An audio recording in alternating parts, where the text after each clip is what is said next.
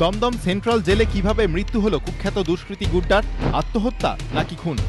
Jail কর্তৃপক্ষের তরফে জানানো হয়েছে বৃহস্পতিবার রাতে সেলের ভেতরে তার দেহ দেখতে পান কারারক্ষীরা। জেলের চিকিৎসকরা তাকে মৃত বলে ঘোষণা করেন। কে এই গুড্ডা? জাফর সিদ্দিকী ওরফে গুড্ডা কলকাতার কুখ্যাত দুষ্কৃতী। গব্বরের হাত ধরে তার অপরাধ জগতে প্রবেশ, তারপর শত্রুতার জেরে গব্বরের সঙ্গে সম্পর্ক ছিন্ন করে শেখ বিনোদের সঙ্গে হাত মেলায় গুড্ডা। শেখ বিনোদের হাত ধরেই শহরের নাইট ক্লাবগুলিতে মাদক পাচার শুরু করে গুড্ডা। বেআইনি নির্মাণের অভিযোগও রয়েছে তার বিরুদ্ধে। খুন, অপহরণ, তোলা আদায়, ডাকাতি, মাদক পাচার সহ 16টিরও বেশি মামলায় অভিযুক্ত। কলকাতায় বহু চর্চিত বান্টি হত্যা মামলায় অন্যতম অভিযুক্ত গুড্ডা।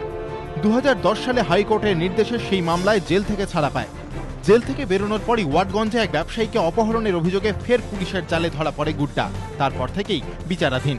দমদম সেন্ট্রাল জেলের 3 নম্বর সেলে একাই রাখা হয়েছিল গুড্ডাকে। জেল সূত্রে খবর, তার শরীরে কোনো আঘাতের চিহ্ন মেলেনি। জেল কর্তৃপক্ষের দাবি, মাত্রাতিরিক্ত মাদক সেবনের জন্য হৃদরোগে আক্রান্ত হয়ে মৃত্যু হয়েছে গুড্ডার। বিষ প্রয়োগের সম্ভাবনাও উড়িয়ে দেওয়া হচ্ছে না। আইজি কারা রণবীর কুমার জানিয়েছেন, গুড্ডার দেহ ময়নাতদন্তের জন্য পাঠানো হয়েছে। তারপরই মৃত্যুর আসল কারণ জানা যাবে। গুড্ডার মৃত্যুর খবর পেয়ে এদিন দমদম সেন্ট্রাল জেলে যান গুড্ডার মা। জেল কর্তৃপক্ষের বিরুদ্ধে খুনের অভিযোগ তুলেছেন গুড্ডার আইনজীবী। জেলেতে ওরা আমার লিখিতভাবে জানিয়েছে গুড্ডা মারা গেছে।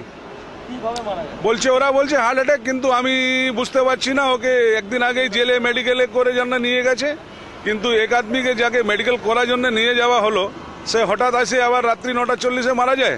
আমরা এটা নিয়ে সমস্ত যেখানে যেখানে জানাবার, কোর্টে, হিউম্যান রাইট কমিশনে, যেভাবে ওকে কি হয়েছে, একটা জুডিশিয়াল ইনকোয়ারি, সমস্ত এগুলো চাইছি। এতদিন আলিপুর ও প্রেসিডেন্সি জেলে রাখা হলেও কয়েক মাস আগেই গব্বরের সঙ্গে মারামারির জেরে দমদম সেন্ট্রাল জেলে আনা হয় তাকে। সেখান থেকেই গুড্ডা তোলাবাজি চালাচ্ছিল বলে অভিযোগ। প্রকাশ সিংহ ও জয়ন্ত পাল, এবিপি আনন্দ, কলকাতা।